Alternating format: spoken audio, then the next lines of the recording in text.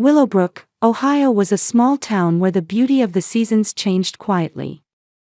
Mary Wilson found true fulfillment in her daily work as a nurse at the local general hospital.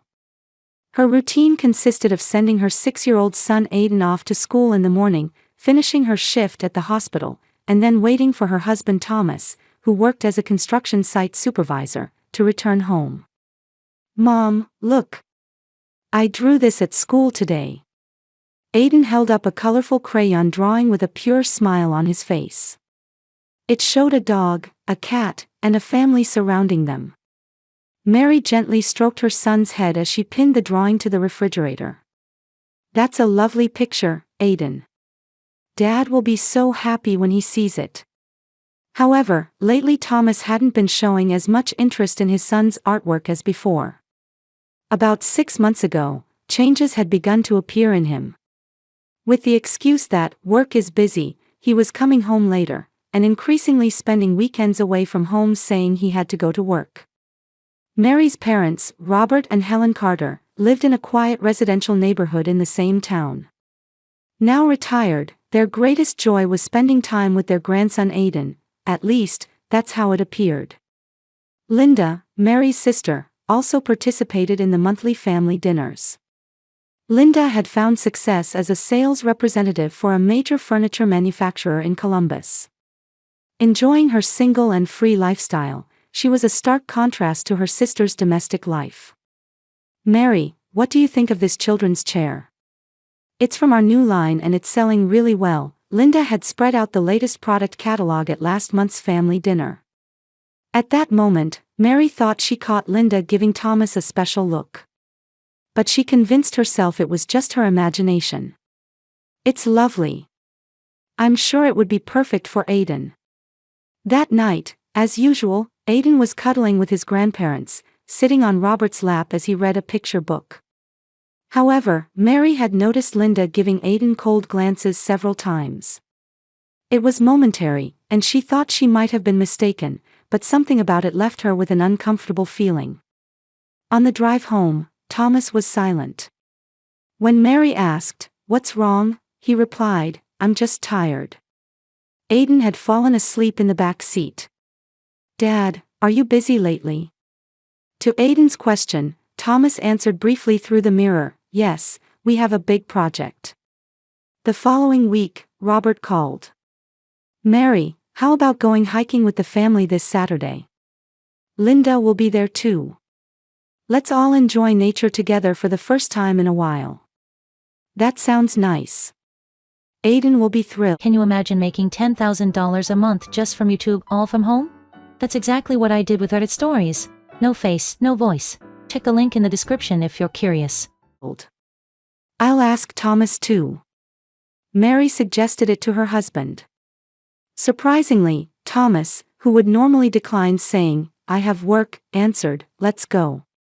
Aiden, who loved nature, was excited about the family hiking trip. "Yay! We're going to the forest. Will we see animals too?" However, the day before departure, Thomas called. "I'm sorry, but urgent work came up. You all go without me." Mary was disappointed but resolved to cherish the time with her son. "It's okay, Aiden. Let's enjoy ourselves even without Dad."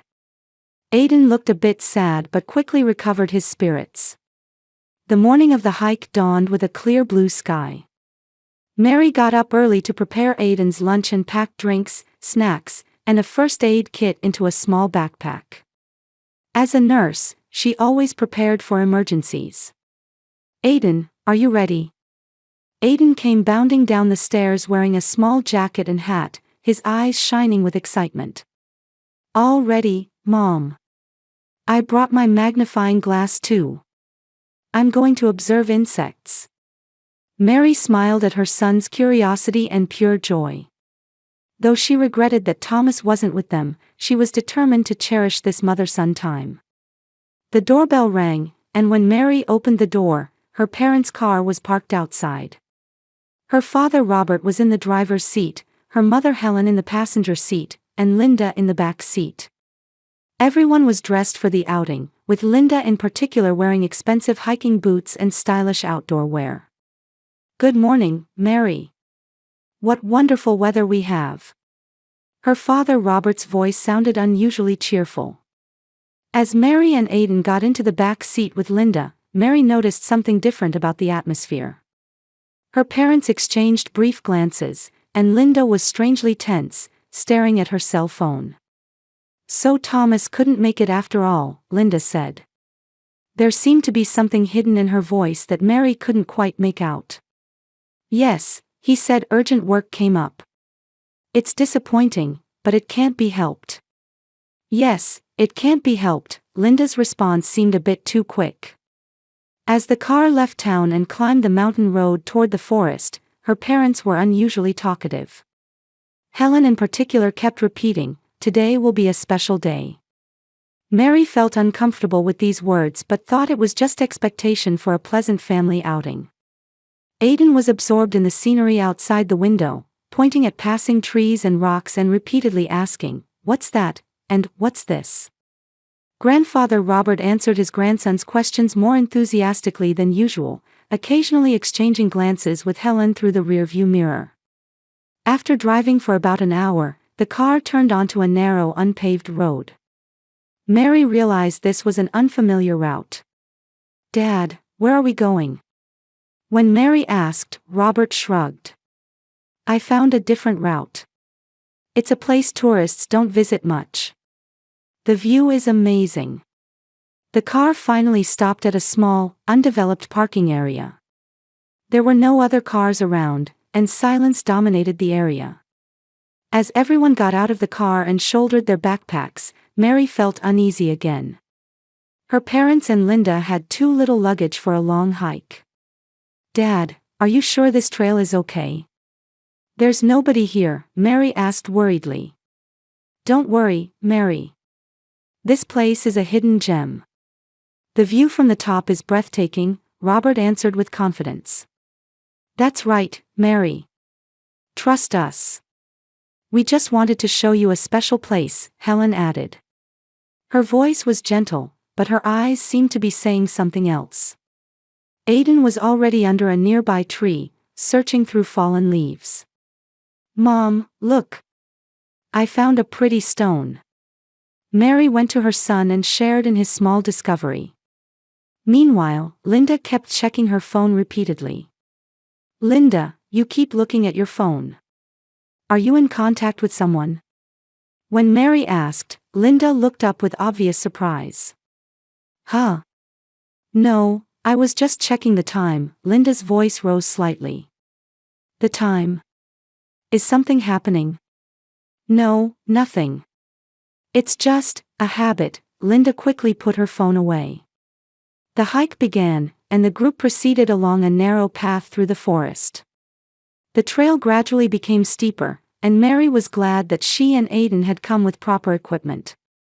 In contrast, she was becoming concerned about her parents and Linda's attire. "Why are you so lightly dressed for a long hike?" When Mary asked, her mother Helen waved her hand to indicate there was nothing to worry about. "We'll be fine just going there and back. Besides, today is a special day."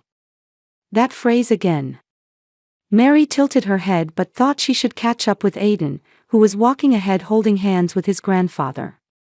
The sky occasionally visible through the trees was still blue and clear, but clouds of anxiety were gathering in Mary's heart. She felt uncomfortable with the glances exchanged between her parents and Linda, the unnatural conversation, and most of all, their behavior that was so different from a normal hike. The path suddenly opened up, and they emerged near a steep cliff. A deep valley spread out below, with the glimmer of a small lake visible in the distance. The wind blew strongly, and Mary instinctively gripped Aidan's hand tightly. She had a fear of heights and her legs froze just being near the cliff. "It's beautiful, Mom." Aidan was captivated by the scenery. "Look, Aidan.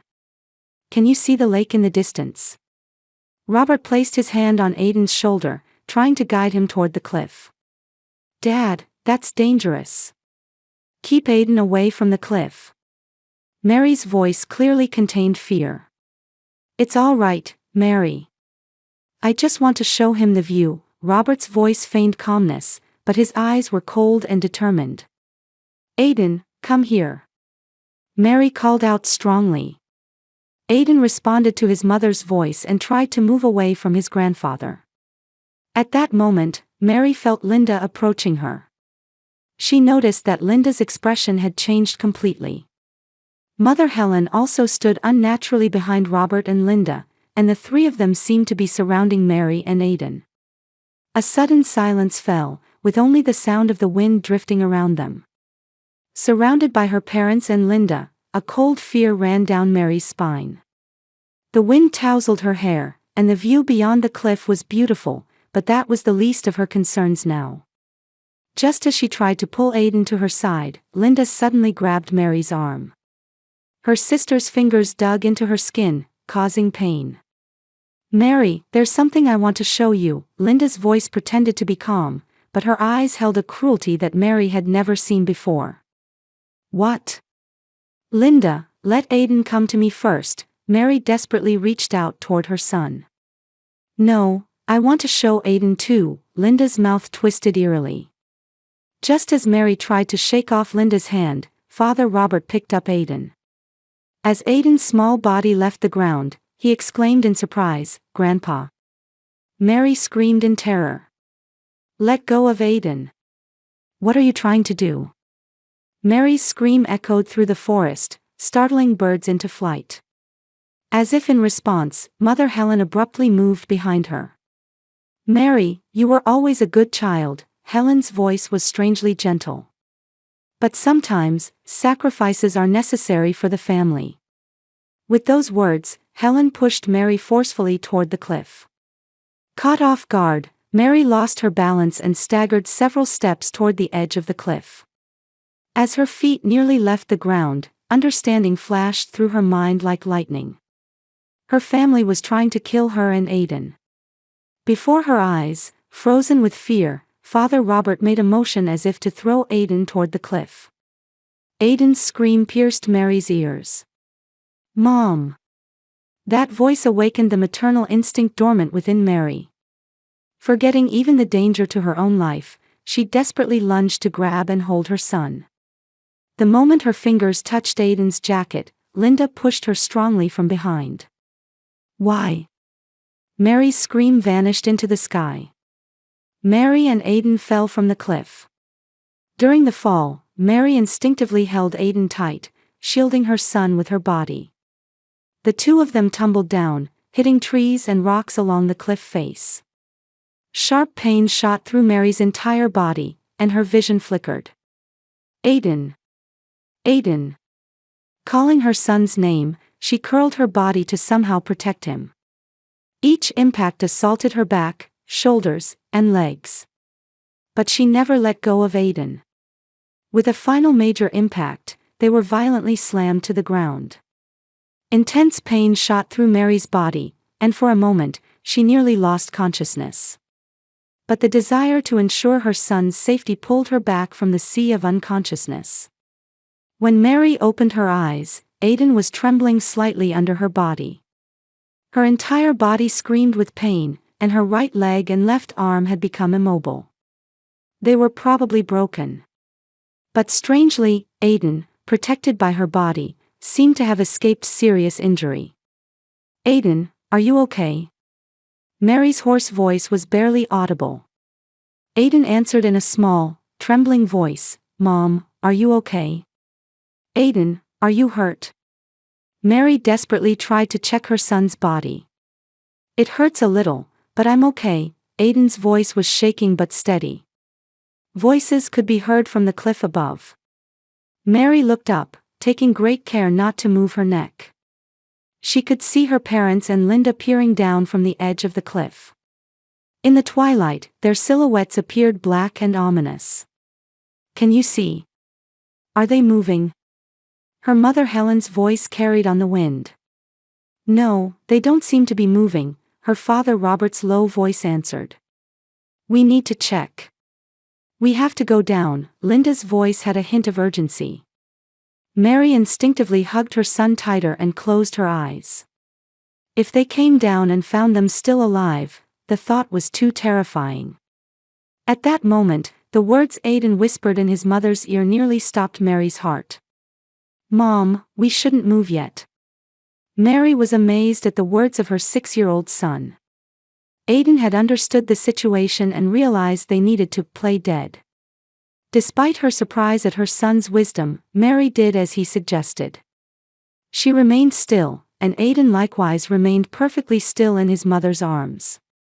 After a moment of silence, Linda's voice was heard again from the cliff above. The wind had grown stronger, and mixed with the sound of swaying trees, their conversation reached them in fragments. "It's too dangerous to go down. They don't seem to be moving anymore." Linda's voice had a strange relief mixed in. "Let's leave them as they are. Nobody will come here." Father Robert's voice was calm, as if they were discussing a mere accident cleanup. "I really never thought it would come to this." Mother Helen's voice sounded slightly shaken.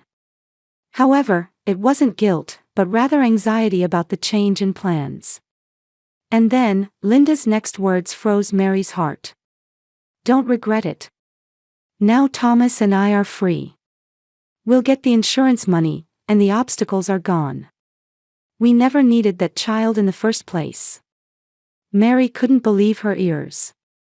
Her husband Thomas and her sister Linda, and insurance money. In her mind, the events of the past few months began to rapidly connect. Thomas's late returns home, Linda's unnatural glances, and this hiking trip. It had all been planned. Her husband and sister were having an affair and were trying to kill her and Aiden to get the insurance money. And even her parents had participated in the plan. Mary trembled with intense anger, fear, and the sadness of betrayal. But now, suppressing her emotions and protecting Aiden was the priority. She remained motionless, continuing to hold her son. After a while, they could hear footsteps moving away from the cliff above. Mary and Aiden continued to play dead until they were sure the others had gone. As the sun began to set behind the mountains and dark shadows began to fall on the forest, Mary finally spoke to her son in a small voice. "Aiden, you noticed well. If you hadn't said anything." Aiden answered in a trembling voice, "I heard Auntie talking on the phone with Dad, before. She said they were planning something bad."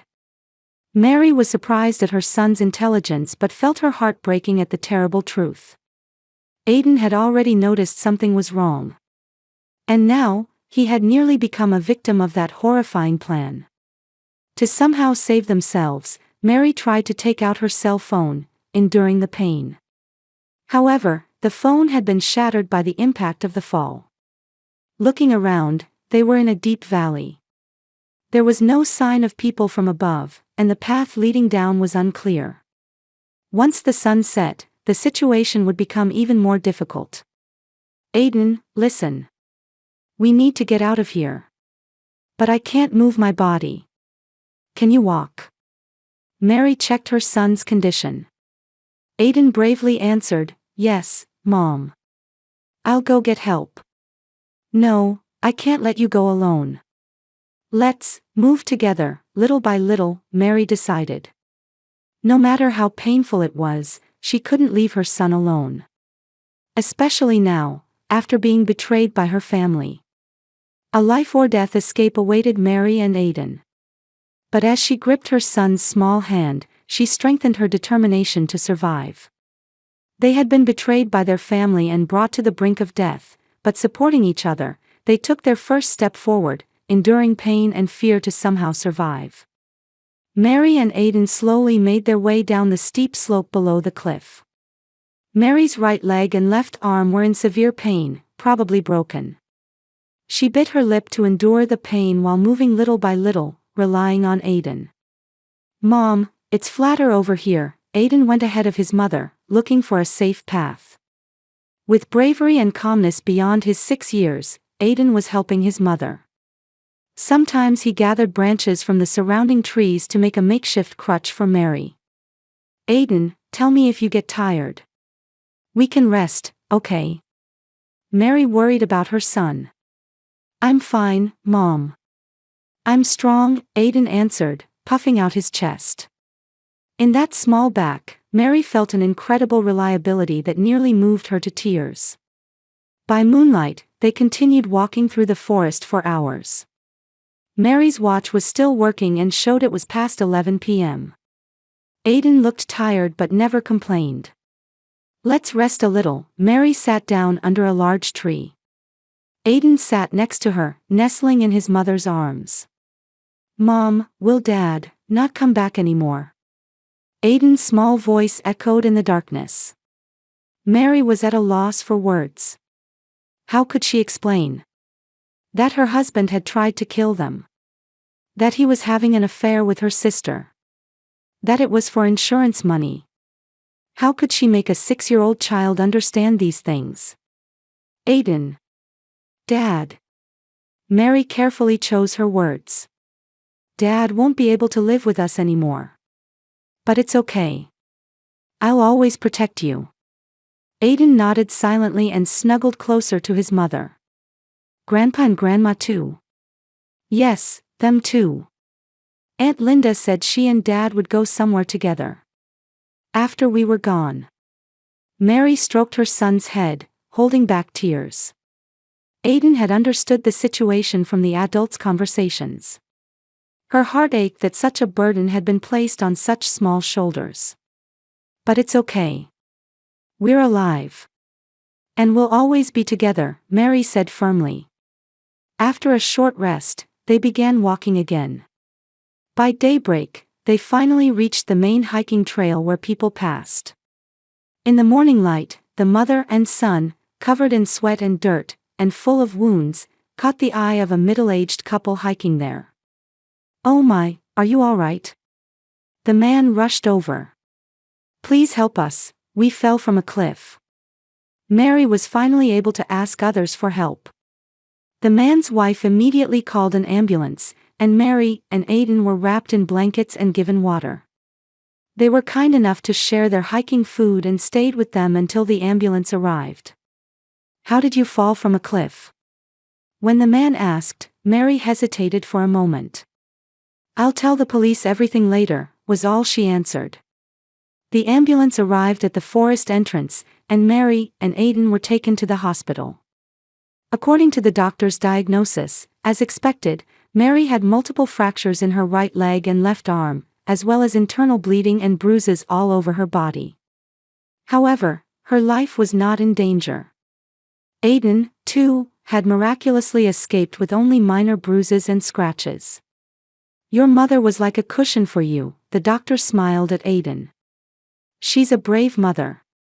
While Mary was receiving treatment and resting, there was a knock on the hospital room door.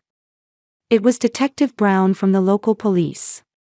He introduced himself in a gentle tone and expressed concern for Mary's condition. Mrs. Wilson, are you able to talk? Can you tell me what happened on the mountain?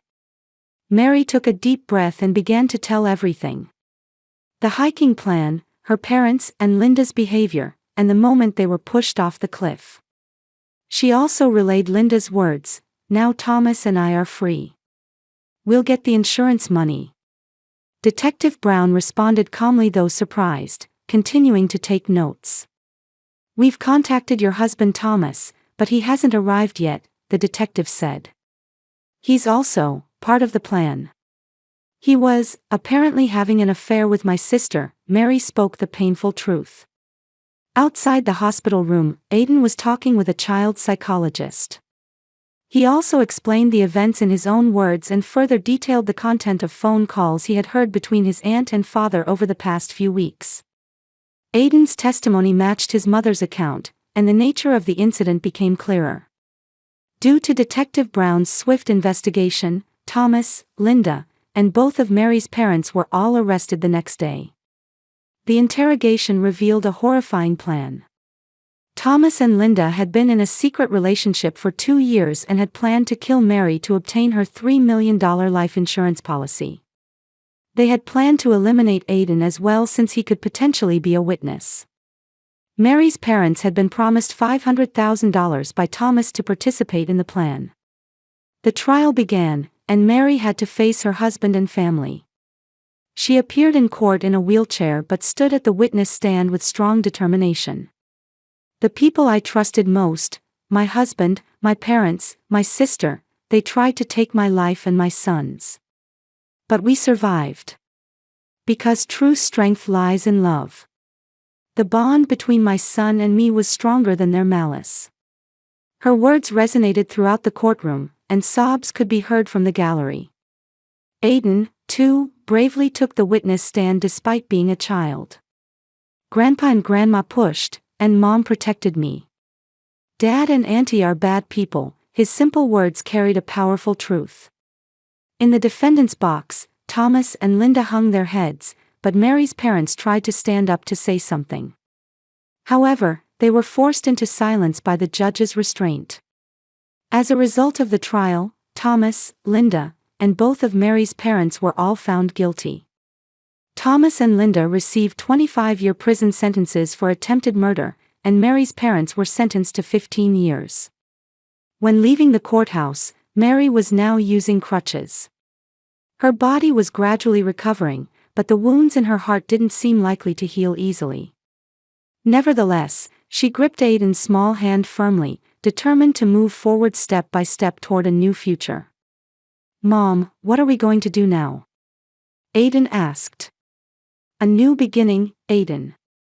We're going to start a new life, just the two of us."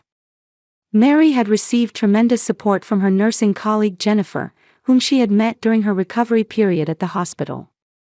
Jennifer herself was a domestic violence survivor and deeply empathized with Mary's situation. "Mary, I'm moved by the strength of you and Aiden. What are you going to do now?" Jennifer asked. "I haven't decided clearly yet, but I think Aiden and I need a new beginning. My sister lives in Colorado. Her town is a wonderful place. It might be perfect for a new start." Mary began to seriously consider Jennifer's suggestion. Aiden was also positive about going to a new place. "Mom, are we going to a new house? Will I make friends?" Aiden asked hopefully. "I'm sure you will, Aiden. We're together, so we can overcome anything." Mary was standing at the edge of fate's cliff again, just as when she had fallen from the real cliff. But this time, she had the courage to move forward with her son. She looked up at the sky and felt freedom. No one could hurt them anymore. She had learned the true meaning of family through a severe ordeal. On the day the trial verdict was delivered, the courtroom was wrapped in a solemn atmosphere. Mary sat quietly, waiting for the judge's words. Next to her, a social worker accompanied Aiden. When the verdict was read, a moment of silence flowed through the courtroom. But suddenly, Thomas stood up and shouted at Mary. "It's your fault. You ruined everything." Linda shouted just as loudly, "I'm more suitable for Thomas than you. That child is weak and useless just like you." As guards restrained the two, Mary quietly closed her eyes. Her parents silently bowed their heads, but there was no color of regret in their eyes. Mary looked at them one last time and bid farewell in her heart. 3 months later, Mary and Aiden had moved to a small mountain town in Colorado. They were renting a room in a guest house run by Jennifer's sister Martha and starting a new life. Mary had begun working as a nurse at a local clinic, and Aiden had started at a new school. "Aiden, how's school? Have you made new friends?" Mary asked her son one evening. "Yes, I play with Jason and Mike. But sometimes I remember that time and get scared," Aiden answered honestly. "I feel the same," Mary hugged her son. "But remember, we'll get through it together." Mary and Aiden regularly attended therapy, facing their trauma. Sometimes they were haunted by nightmares, but they felt they were healing little by little. One day, the principal of the town's elementary school, David Clark, visited the clinic. He had come to report on Aiden's progress at school. "Your son is truly remarkable. To be so positive and caring despite everything he's been through. Mary smiled. Thank you. Aiden is my pride. Over the next few weeks, David occasionally stopped by the clinic. He was kind and showed genuine interest in Mary and Aiden. Mary gradually began to open her heart to him. Meanwhile, in a distant prison, the bonds of the former family had completely collapsed. The relationship between Thomas and Linda had developed cracks in prison life, and Mary's parents continued to justify their actions. They never reached true repentance, but rather deepened their hatred. A year later, on Aiden's 8th birthday, Mary held a small party. Martha, Jennifer, David, and school friends attended the party. The house was filled with cake, presents, and the laughter of children. David stood next to Mary and spoke quietly. Mary, I'm truly impressed by the strength of you and Aiden. You've taught me that there are things more precious than blood ties. Mary gazed out the window at the sunset over the distant mountains. We've learned that family is something you choose. True family exists where there is love, trust, and respect. She turned her eyes back to her son's smiling face.